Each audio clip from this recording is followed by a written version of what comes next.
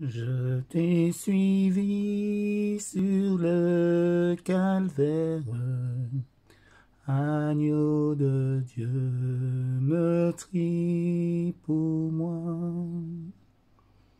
Dans tes douleurs, tu fus mon frère. Par tes douleurs, je suis à toi. Ton amour mieux que ton coup me fait tomber à tes genoux. Bien-aimés frères et sœurs, bonjour. Lecture d'un livre de dévotion d'Ellen G. White s'intitulant Christ triomphant. L'amour conduit à la déloyauté. 31 janvier.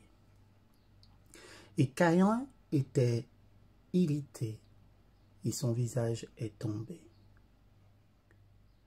Je supplie tous ceux qui s'engagent dans le travail de murmurer et de se plaindre parce que quelque chose a été dit ou fait qui ne leur convient pas et qui ne leur donne pas, comme ils le pensent, la considération due, de se rappeler que ce comportement qu'ils portent, qu'ils font, sont l'œuvre même de Satan quand il a commencé dans le ciel.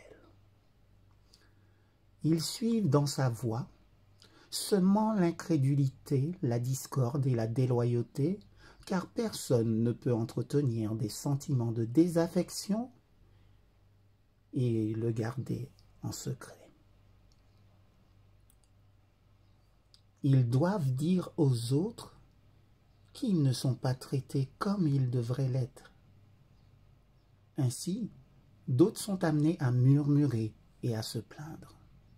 C'est la racine de l'amertume qui ressort, où beaucoup sont souillés. Ainsi, Satan travaille aujourd'hui à travers ses anges maléfiques. Ils s'entretiennent avec des gens qui prétendent être dans la foi et ceux qui essaient de faire avancer l'œuvre de Dieu avec fidélité auront des procès tout aussi sévères intentés contre eux que Satan peut amener à travers ceux qui prétendent connaître la vérité. Le succès de Satan est proportionnel à la lumière et à la connaissance de ses opposants. La racine de l'amertume frappe profondément et est communiquée aux autres. Ainsi, beaucoup sont souillés. Satan doit tromper pour s'en aller. Un travail sournois doit être effectué. Une influence trompeuse doit être exercée. Les faux prétextes doivent être énoncés comme la vérité. La suspicion doit être bercée pour dormir, pour endormir, ou maintenir dans l'endormissement. Satan habillera la tentation et le péché avec les vêtements de la justice, et par cette tromperie, il en gagnera beaucoup à ses côtés. Christ a déclaré Satan menteur et meurtrier. Oh, que les âmes imprudentes apprendraient la sagesse de Dieu. Le test et les preuves viendront à chaque âme qui aime Dieu.